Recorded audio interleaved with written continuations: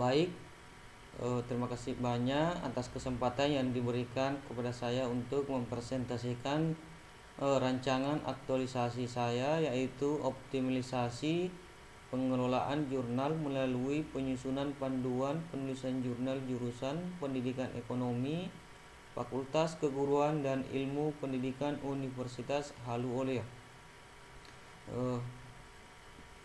Baik, perkenalkan, nama saya Wahyu Muhammad Syata, pekerjaan dosen dari Universitas Haluoleo. Mentor saya itu Bapak Dr. Edi Karno SPD MPD, coach Bapak Joko Susilo.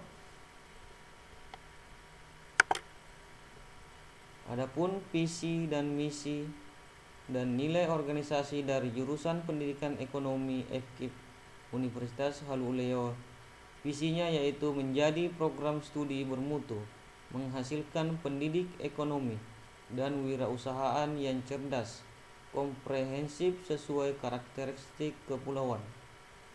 Adapun misi dari jurusan Pendidikan Ekonomi yaitu menyelenggarakan pendidikan dan pembelajaran, menyelenggarakan dan mengembangkan penelitian dan pengabdian.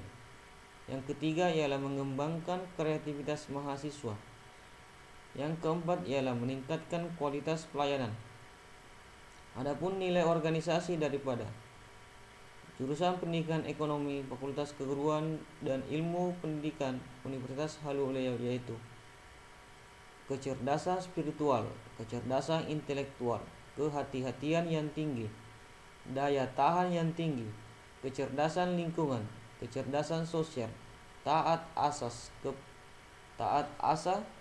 dan kepemimpinan. Adapun tugas saya sebagai dosen yaitu menyelenggarakan kegiatan pendidikan dan pengajaran, melaksanakan penelitian yang relevan pada keilmuan dan kemaslahatan masyarakat.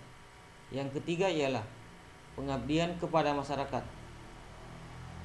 Adapun hasil isu yang saya identifikasi pada jurusan Pendidikan Ekonomi yaitu yang pertama ialah belum optimalnya pengelolaan jurnal jurusan Pendidikan Ekonomi yang akan berdampak pada kurangnya minat dosen dan mahasiswa menulis artikel, tidak adanya dosen dan mahasiswa melakukan submit jurnal.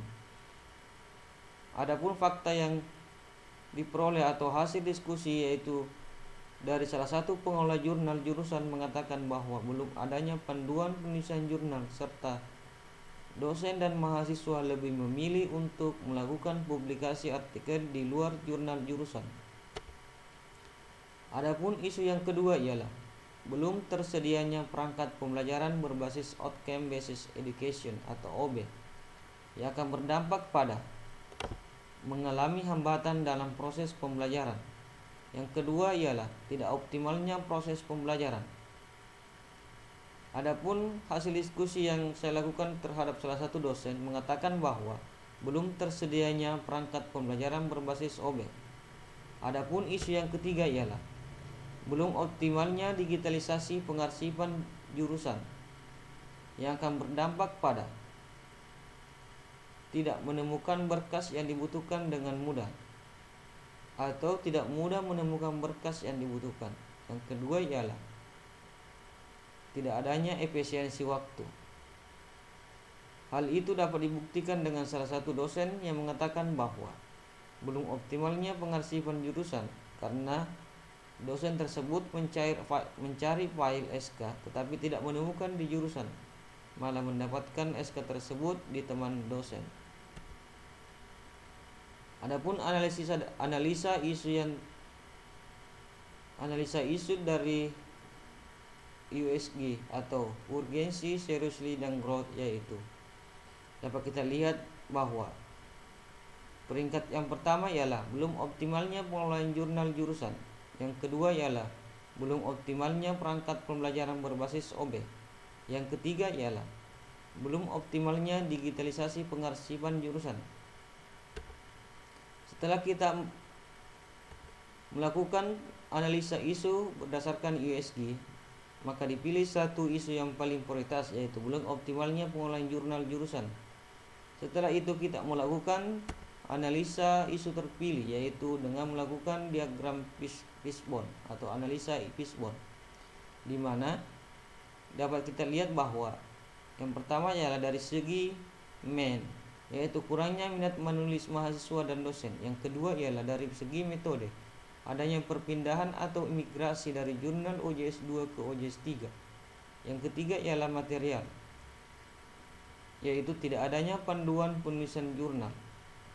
Yang keempat ialah berdasarkan money atau uang, yaitu adalah tidak adanya dana yang publikasi karya tulis dari instansi.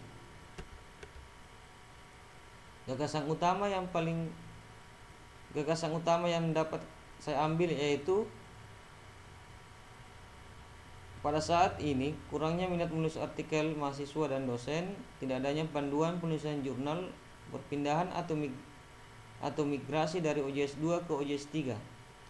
Kondisi yang diharapkan yaitu jurnal jurusan sebagai wadah bagi dosen dan mahasiswa menulis artikel dan submit artikelnya. Yang kedua ialah meningkatkan kualitas lulusan dan dosen di jurusan pendidikan ekonomi. Gagasan kreatifnya ialah melakukan identifikasi kebutuhan, melakukan studi literatur, menyusun panduan penulisan jurnal, membuat video panduan penulisan jurnal, mengkomunikasikan panduan jurnal. Kegiatan yang pertama ialah melakukan identifikasi kebutuhan. Tahapan kegiatan ialah melakukan konsultasi dengan mentor, membuat instrumen identifikasi kebutuhan. Yang ketiga ialah mengidentifikasi kebutuhan. Yang keempat ialah melaporkan hasil identifikasi dengan mentor.